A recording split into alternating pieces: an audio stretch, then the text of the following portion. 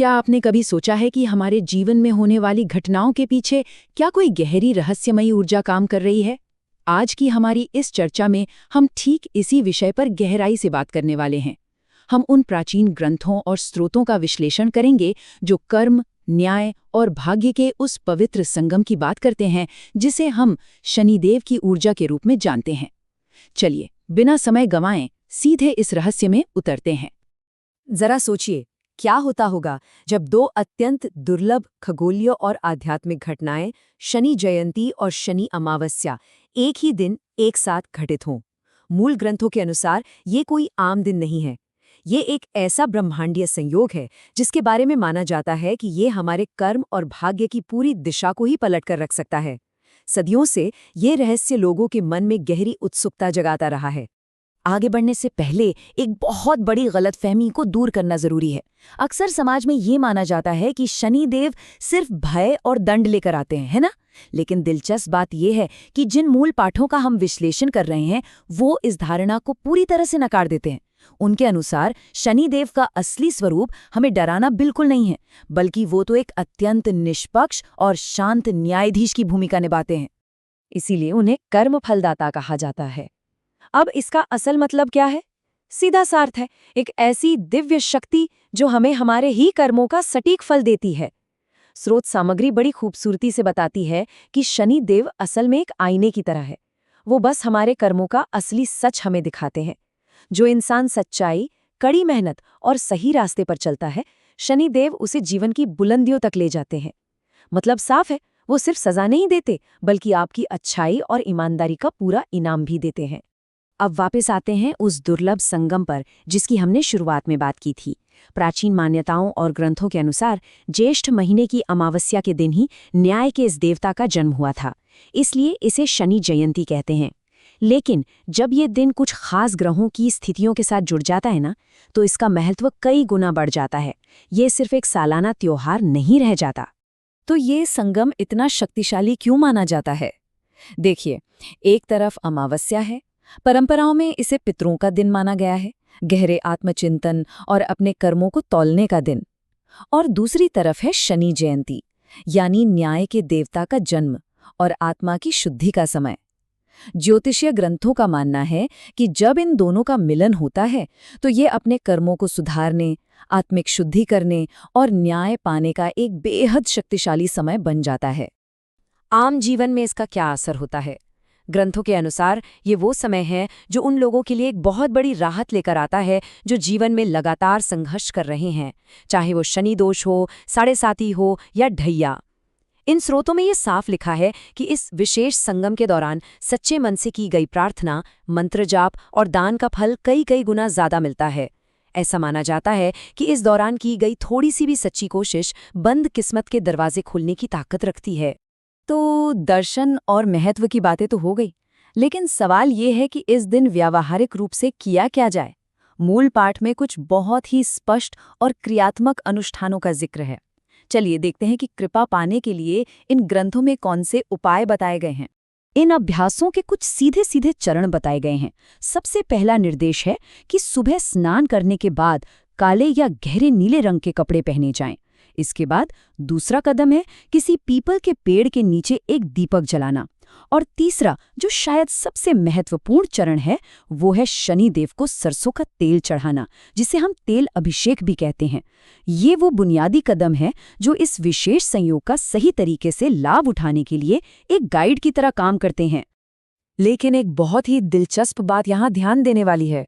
ये पूरी प्रक्रिया सिर्फ पूजा पाठ या दिए जलाने तक सीमित नहीं है। इन ग्रंथों में दान और निस्वार्थ सेवा पर बहुत जोर दिया गया है। ईश्वरीय कृपा पाने के लिए जो व्यवहारिक तरीके बताए गए हैं, उनमें जरूरतमंदों की मदद करना, गायों की सेवा करना और यहाँ तक कि कौवों को भोजन कराना शामिल है। पौराणिक कथाओं में तो कौवों को कर्मों का संदेशवाहक तक माना गया है। ये इस बात का प्रमाण है कि बिना सेवा भाव के ये प्रक्रिया अधूरी है। और अब जरा इस मंत्र पर ध्यान देते हैं। ओम शम शनिश्चराय नमः। पाठ में स्पष्ट बताया गया है कि इस मंत्र के लगातार जाप का मन पर एक बहुत ही गहरा प्रभाव पड़ता है। यह सिर्फ कुछ शब्दों का उच्चारण भर नहीं है। स्रोत के अनुसार जैसे जैसे इस मंत्र की ध्वनि गूंजती है, हमारा मन स्वाभाविक रूप से शांत होने लगता है और हमारे भीतर छिपा गहरा डर खत्म होने लगता है। इससे एक अजीब सी आध्यात्मिक स्थिरता महसूस होती है। अब जहाँ कुछ चीज़ें करने के लिए कही गई हैं, वहीं कुछ ऐसी बातें भी हैं जिनसे हमें दूर रहना चाहिए। कोई भी आध्यात्मिक अभ्यास तब तक पूरा नहीं माना जाता जब तक कि हम अपनी कुछ सीमाओं और आचरण के नियमों का पालन न करें। तो आइए देखते हैं कि स्रोतों के अनुसार हमें किन चीज़ों से बिल्कुल बचना चाहिए। किन नकारात्मक व्यवहारों से हमें सख्ती से दूर रहने को कहा गया है। इनमें शामिल है किसी का भी अपमान करना, मन में गुस्सा या किसी के लिए छल कपट रखना, अपने अहंकार को बढ़ावा देना और सबसे ज़रूरी, किसी भी गरीब, बुजुर्ग या बेजुबान जानवर को तकलीफ देना। इस सूची से एक बात बिल्कुल साफ हो जाती है, न्याय की ये पूरी अवधारणा सिर्फ अनुष्ठानों पर नहीं टिकी है, बल्कि हमारे रोजमर्रा के असली व्यवहार और कर्मों पर निर्भर करती है। और यही बात इस मुख्य विचार को पूरी तरह से मजबूत कर देती है कि न्याय के देवता केवल हमारे शब्द नहीं बल्कि हमारे कर्म देखते हैं। मूल स्रोत हमें बताता है कि शनिदेव एक पूरी तरह से निष्पक्ष पर्यवेक्षक हैं। आप क्या कहते हैं, इससे कोई फर्क नहीं पड़ता। फर्क इस बात से पड़ता है कि आप वास्तव में क्या करते हैं। यही उनके न्याय का सबसे बड़ा और मूल आधार है।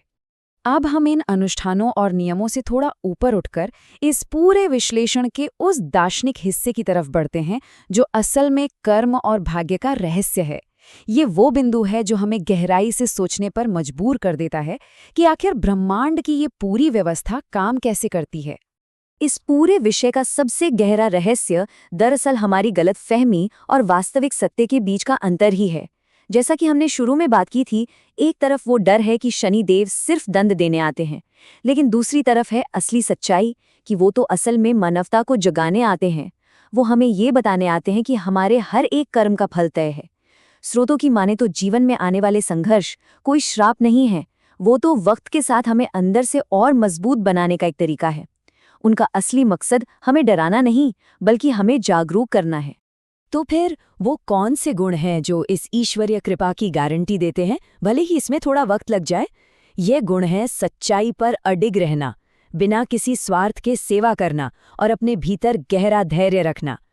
पाठ हमें बार बार याद दिलाता है कि अगर किसी के मन में ये गुण हैं तो न्याय के देवता की कृपा देर से ही सही लेकिन मिलती जरूर है, क्योंकि शुद्ध और सच्चे कर्म हमेशा हमेशा सकारात्मक परिणाम ही देते हैं। तो आज के इस पूरे विश्लेषण का सार क्या निकलता है? इसका सबसे मुख्य संदेश है सिर्फ अनुष्ठान करने का नहीं बल्कि अपने कर्मों को भी शुद्ध करने का संकल्प लेना। इन मूल ग्रंथों के अनुसार सच्ची भक्ति महज कुछ पूजा पाठ के तरीकों तक सीमित नहीं हो सकती। असली भक्ति तो वो है जहां इंसान कर्मकांडों के साथ साथ अपने वास्तविक कर्मों और अपने रोजमर्रा के आचरण में भी सुधार लाता है। और इसी के साथ जैसे जैसे हम आज की इस चर्चा के अंत तक पहुंचते हैं, हमारे सामने एक बहुत ही विचारोत्तेजक सवाल आकर खड़ा हो जाता है। जरा सोचिए, अगर अपने कर्मों को बदल देना ही अपने भाग्य को बदलने का एकमात्र सच्चा रास्ता है, तो ऐसे कौन से कर्म हैं जिन्हें हमें आज और अभी सुधारने की जरूरत है? स्रोत का अंतिम संदेश बहुत ही स्पष्ट है। जब हमारे कर्म बदलते हैं तभी हमारा भाग्य बदलता है। भाग्य को पलट देने वाली कर्मों की इसी असीमित शक्ति और गहरे आत्मचिंतन के साथ हमारा आज का यह विश्लेषण यहीं संपन्न होता है।